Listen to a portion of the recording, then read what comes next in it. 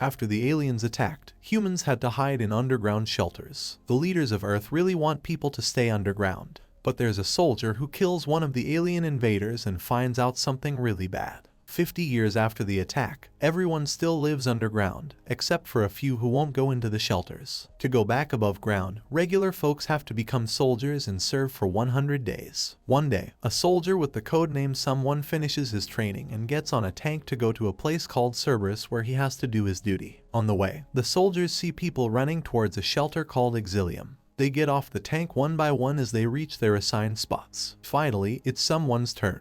But he can't get into the shelter right away because the door is stuck. So, he climbs a tall tower to talk to his leaders. They check his DNA and tell him he's now a soldier for 100 days. His job is to watch over the area, track something, and send people who come too close to the shelter. The protective ring is in order, there are no breaches, all cameras are functioning, and the power supply is stable. But upon arrival at the post, the soldier does not find the person he was supposed to replace, which is a breach of protocol. The commander reassures someone. The former watchman with the call sign VAX-7 was evacuated for medical reasons. He was called up from the reserves, and now he must strictly adhere to all the rules. He must not leave his zone and must be very vigilant because his vigilance is a condition for survival of humanity. They provide him with a daily access code and instruct him on how to enter the bunker through a secret passage, allowing him to go outside for this purpose. Someone begins to settle in. Finally inside, he discovers that the room is neglected and empty. Someone arranges his rations, lights a cigarette and polishes a glass, listening to the system's reminders to think about the safety of himself and his family. At night, he dreams of laughing children, but the daily alarm clock reminds him of how many days are left until the end of his active service,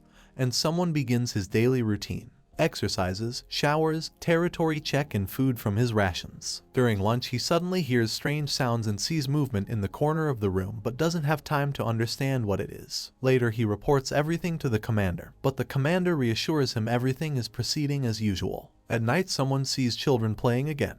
In the morning the routine of the previous day repeats. Exercises, shower, food and the one regulated cigarette. Every day is an exact copy of the previous one. There are 87 days left until the end of his service when someone catches a strange creature, which turns out to be a white rat. However, the rat escapes before it can be checked properly. Right after this, there's a report of an attack on some people, and sadly, no one survives. They check the defense lines, and they seem okay. But the soldier sees movement in the bushes on the monitor, and tells the commander about it. The commander doesn't think it's a problem and says not to worry. There are 71 days left. The rat, named Doctor, is no longer scared of people, and the soldier feeds it. One day, there's a warning about a problem with one of the cameras, so the soldier goes outside to fix it.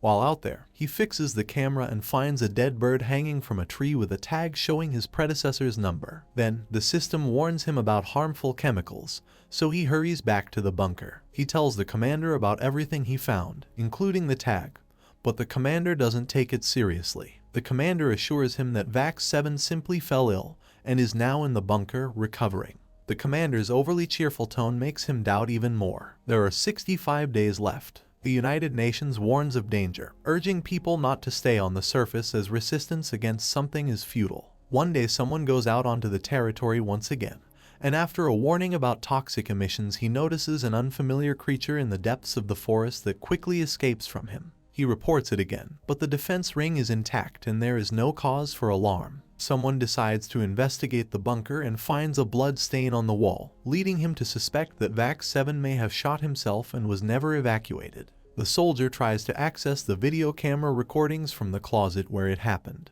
but the system denies him access. So someone decides to break into the locker belonging to VAX-7 and discovers a sketchbook and a radio receiver. Among the drawings he finds a sketch of his own post, Cerberus, and a neighboring post, Graham, sparking his interest. There are 54 days left until the end of his term. Someone increasingly thinks about the neighboring post and one day decides to go to Graham to try to establish contact.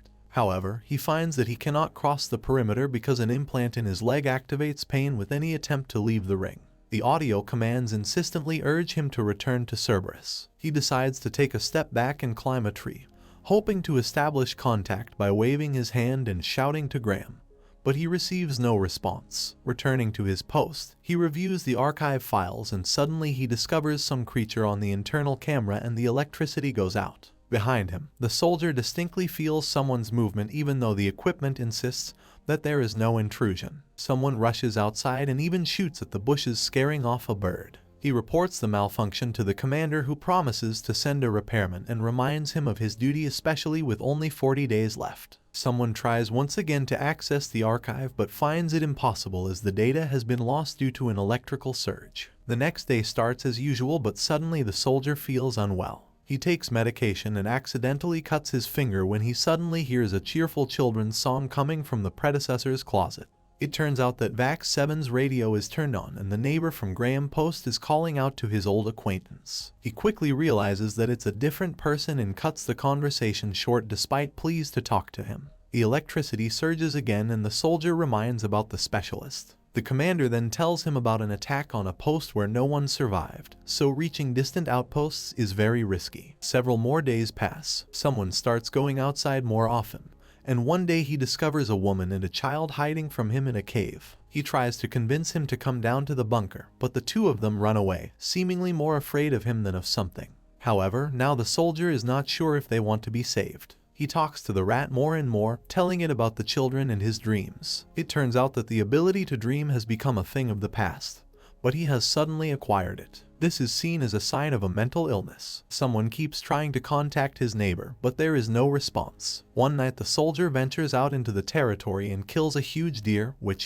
he behaves more and more like a wild man, shooting at targets and walking without his helmet. One day he makes another attempt to contact Graham, sending a signal with a mirror, but still receives no response, which infuriates him. On his way back, he enters a zone of toxic emissions and almost loses consciousness. In a semi-delirious state, he sees the strange creature again, which runs away from him. Regaining his senses, he tries to convey to his neighbor his belief that VAX-7 is likely being held in the forest, but Graham remains silent. There are 14 days left until the end of his shift, when a repairman finally arrives at the post. He reports on a recent attack and the deaths of many people. The man is displeased, sensing the presence of the rat. He explains that the soldier's predecessor was friends with the rat, considering it the height of foolishness. The technician dispels someone's fears, explaining that the shadow on the wall is himself due to a system glitch. Strangely, the cameras in the defense ring are turned off, even though the soldier checked them just now. Then the rat climbs onto the table,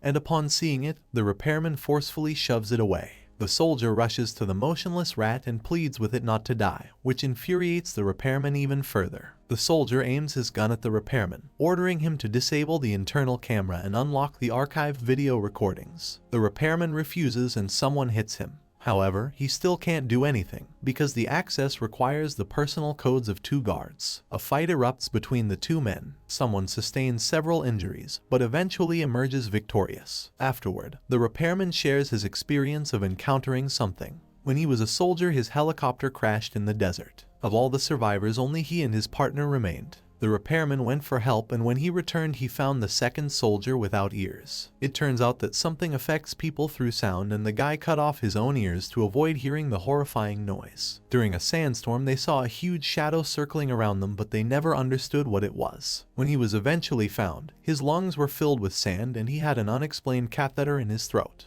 The soldier locks the repairman in the bunker, tends to his wounds and reports to the commander that everything is in order. Afterward, he figures out that he can access his predecessor's information through his radio. Finally, he manages to open the archive footage, which makes it clear that VAX-7 did indeed go insane due to exhaustion and stress. Someone shares this information with his neighbor. The soldier is overwhelmed with conspiracy theories. He is convinced that the leadership is deceiving the common people by inventing something, as no one has actually seen it. The mission to send people underground is a ploy to restrict the consumption of dwindling natural resources while the rich and powerful enjoy the leftovers. He requests a meeting with his neighbor, who reluctantly agrees. There are 7 days left, when upon hearing another system announcement about something attacking, someone flies into a rage and smashes the alarm with a jar, into which the rat has just climbed. Realizing that he killed his own friend, he walks outside naked, and once again encounters the monstrous creature. Extracting a pair of deer antlers from a tree, he mortally wounds the monster, only to recognize VAX-7 by a tattoo on his neck. He goes back to free the repairman and shares the story of the plot, believing that his predecessor's stories made him lose his mind. Now, he's not scared anymore, and he demands to know how to shut down the power, planning to save the people by turning off the defense system. The repairman is shocked because he thinks this will harm humanity, but he follows the madman's orders. The madman contacts his neighbor and tells him about the decision to visit. It's time to stop the madness that keeps people underground and set them free.